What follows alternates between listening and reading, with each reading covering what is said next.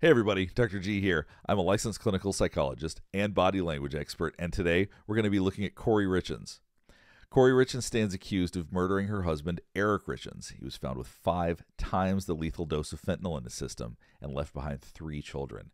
The whole situation is awful and tragic. What's a bit unusual about this situation is that she went on with her children to write a children's book afterward on how to deal with grief and loss, even detailing pictures of Eric Richins in the book. It's a very strange thing. Now, keep in mind, she has not been found guilty yet. There hasn't been a trial yet. What we're looking at today is a bail hearing. This is whether or not she gets bail, because the trial probably won't be until next year. So I just want you to keep in mind, all the evidence isn't out there yet. She has not been found guilty yet. But what we're looking at today is her behavior during her bail hearing. A couple of quick things. One, I wanted to let you know I was recently on the Surviving the Survivor podcast talking about Kouri Richins. You can check it out in the description below. I highly recommend you do. It's a great episode, and they have the best guests in true crime. While you're there, you should like and subscribe because they have a lot of other amazing content. They really do, and they cover all of the biggest and most interesting cases. Other thing I wanted to let you know is to make sure you like and subscribe right here if you want to see more content just like this. All right, let's get started. Now, where we're starting today is during Amy Richins' impact statement. Amy Richins is Eric Richins' sister, and we're going to see what Kouri Richins' body language tells us during this statement. Dear Judge Mrazik, I'm here today to represent my brother, Eric Eugene Richins, whose life was taken in a senseless act of poisoning on March 3rd, 2022. His wife, the defendant, has been accused of committing this crime. If she is found guilty, she has committed the ultimate act of betrayal. You just saw her shaking her head no. Now, the question is going to be, and we're going to watch for this, is whether or not this is more performative or whether or not these are genuine reactions that she's having. Because you got to keep in mind, she's aware that cameras are on her. She's aware that people are watching. So you always have to think about that in context when we're watching things like this. Let's watch it again. If she is found guilty, she has committed the ultimate act of betrayal. Eric is gone, and Now, you're already starting to see her lick her lips. Now, people do this when they feel anxious or when they feel uncomfortable. Not shocking given the context of the situation.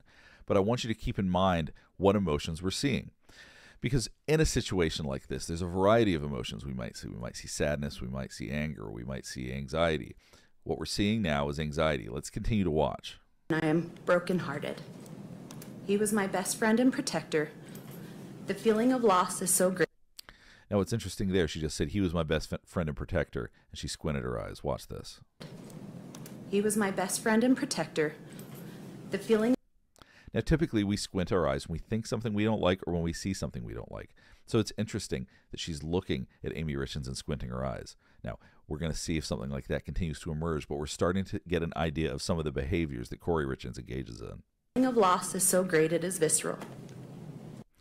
Now, she's immediately going into chewing the inside of her mouth, like this. Now, what's a little bit difficult to distinguish is whether or not there's contempt here or whether or not that's just the position of her mouth because of the way she's chewing on it.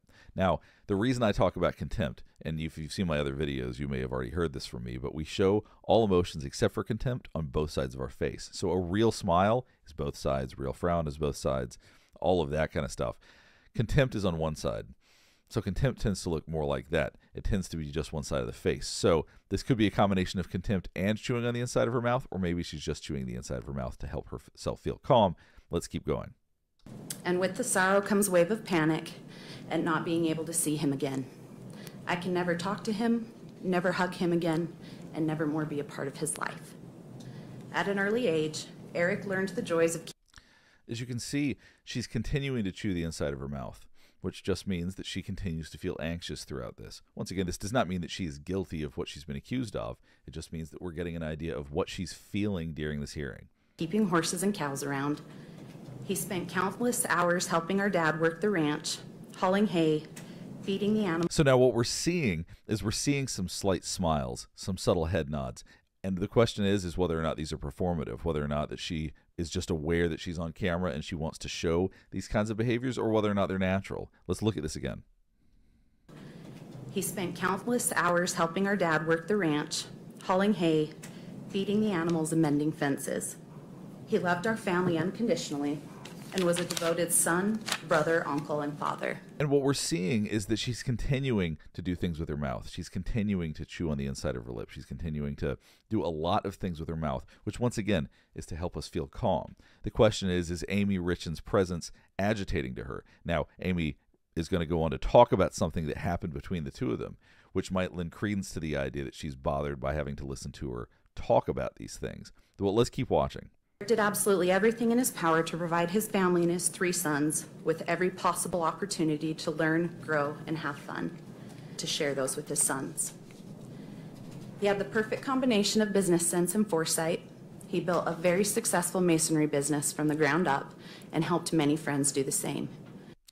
So what's questionable, and what's really, once again, even for me it's hard to tell the difference, is whether or not she continues to show contempt or whether or not it's a soothing activity that she's doing. Watch this again. Watch her mouth.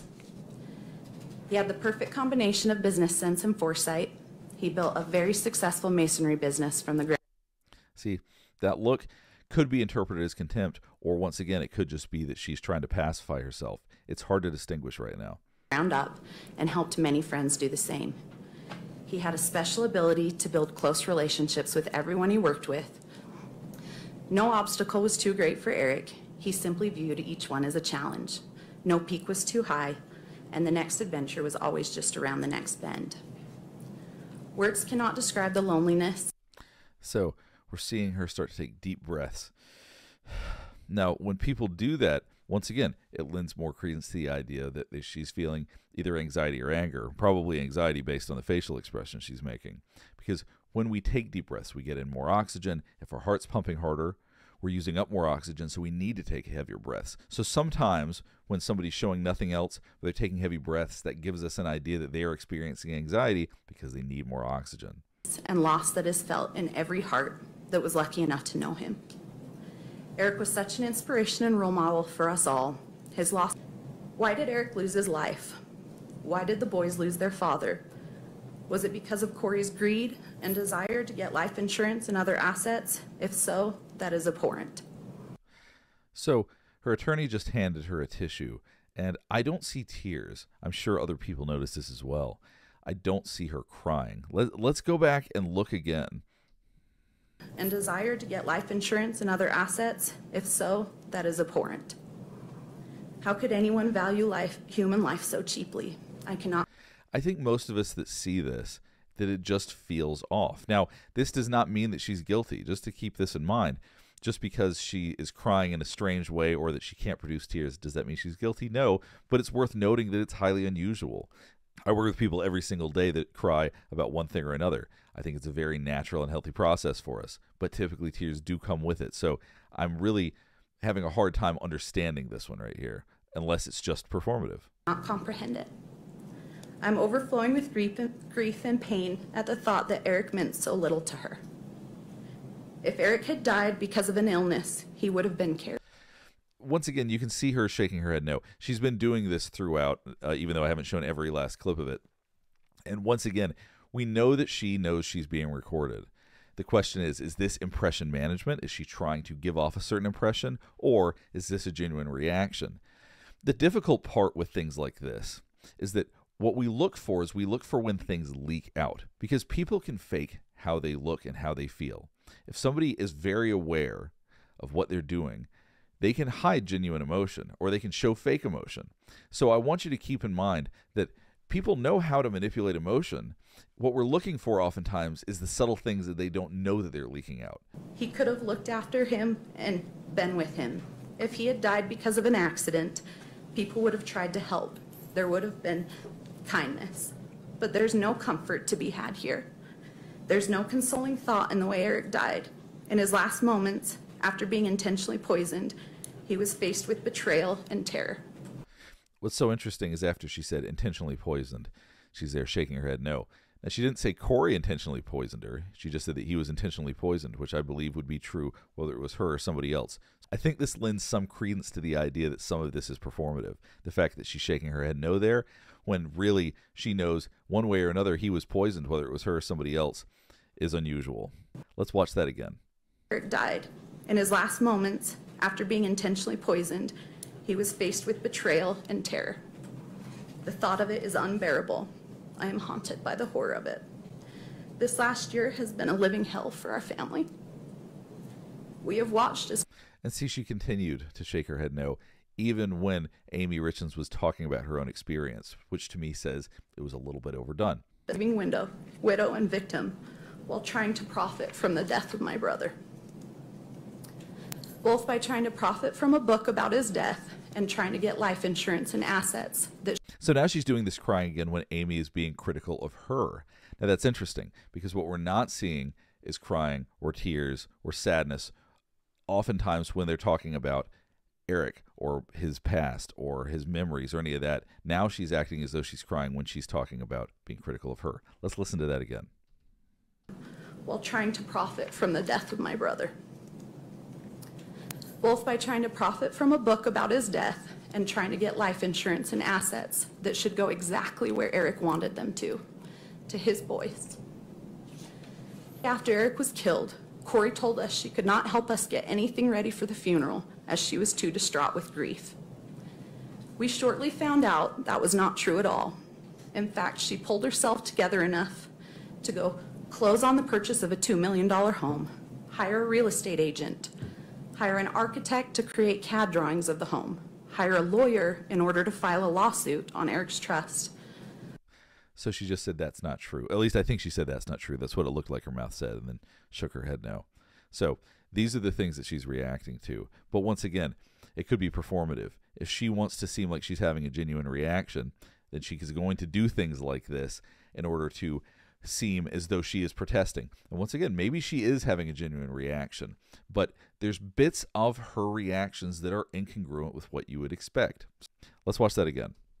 $1 home, hire a real estate agent, hire an architect to create CAD drawings of the home, hire a lawyer in order to file a lawsuit on Eric's trust, hire a locksmith to come break into and clean out.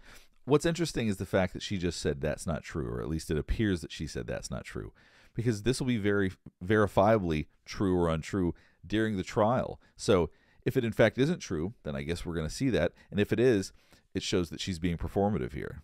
Out my brother's safe and attempt to have Eric cremated. She mustered up the strength and resolve to do most of this within 48 hours of his death. Kouri assaulted me. I will never forget the look in her eyes when she attacked me that Sunday morning. That was an interesting look. Now she's been looking down for the past few minutes, and as soon as she says, I'll never forget that look in her eyes, she's got some look in her eyes now. Let's go back and watch this again. I will never forget the look in her eyes when she attacked me that Sunday morning. That made her very alert very quickly. It was early and had been snowing most of the night. I was just getting ready to leave and heading out to the car when I saw a locksmith in Eric's detached garage starting to drill out his gun safe. I asked Kouri multiple times. Now you're seeing her breathing pick up. These are the kinds of things that I would be paying attention to because it lets us know what really makes Kouri anxious. Like I said, she's been sort of constantly anxious throughout this. She's been chewing her lips a lot, doing a lot of things like this, doing a lot of pacifying behaviors. But she's got very alert once she talked about being attacked by her. We're going to go back and rewatch this sequence. I will never forget the look in her eyes when she attacked me that Sunday morning. It was early and had been snowing most of the night. I was just getting ready to leave and heading out to the car when I saw a locksmith in Eric's detached garage starting to drill out his gun safe. I asked Kouri multiple times why we could not just call my dad for the code. I could not understand why she was... Once again, she just said that's not true. ...breaking into and ruining Eric's safe. To this, she screamed at me at the top of her lungs, called me some inappropriate things I cannot share with you here, and then told me to get out of her house. It was then that I told her that she could not kick me out of... So once again, she's reacting a lot to this. She's saying, that's not true. At least I think that's what her mouth is saying. I'm not 100% sure, but that's what it looks like she's saying. She's saying that's not true again. She's shaking her head. She is protesting that these things are true. And fortunately, there's going to be a trial, so we're going to know whether or not these things are true. But it's very interesting to see the intensity of her reaction around this specific statement, or these specific statements. My sister Katie was now the executor of Eric's trust and estate, And just like Eric, she would not want the defendant breaking into his gun safe. Kouri looked at me with pure hatred and rage. I was messing up her plan. I was getting in her way, and because of that, she attacked me. She punched me in the face and neck multiple times. Now, if this is verifiably true, this is terrible for Kouri Richins' case, because what that says is that she's somebody who truly does have that depth of anger, someone who could physically attack someone else in this circumstance. I'm very, very curious what the defense on this situation is going to be, because from what Amy Richins says, people actually had to pull Kouri off of her, so there will be witnesses. I presume there'll be witnesses. Nothing to dig her way out of the problems. So one thing you're going to notice right here as Amy Richins is talking, look at Kouri Richins' feet. They're bouncing up and down. She is getting very anxious as she's talking about these things. Just watch a couple of seconds of this. On loans and is already a defendant in other lawsuits based on her financial misdeeds. I am truly concerned that she will stop at nothing to dig her way out of the problems. So once again, this does not implicate innocence or guilt, but it does let us know how she's feeling, and it does give us some idea of what is making her anxious. And that's the things that we look for. We try to get some baseline, some idea of how people are feeling, and we watch for changes in those behaviors. So this is just giving us a quick snapshot of what Kouri Richins' body language is like in this context. It was actually very much the same throughout most of the hearing. Today we're going to just stick with Amy Richins' impact statement because I think that's what had some of the most interesting content. They didn't show as much of her when there were other people talking. So I thought today we would go ahead and stop here. Hopefully it gives you an idea of the kind of body language we're seeing. We're seeing lots of anxiety. We're seeing lots of performance. Now, it's possible that it's all totally real, but from what it seems, there does seem to be some performative aspects to what she's doing right now. Also, on top of that, if some of the things that Amy Richins is saying are true, it is indeed going to cause her some real challenges during the trial, I would imagine. So we'll have to keep an eye on this story as it continues to unfold.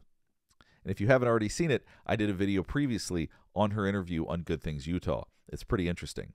Last thing before we get done, I do want to remind you to like and subscribe if you want to see more content just like this. All right, thanks so much for watching.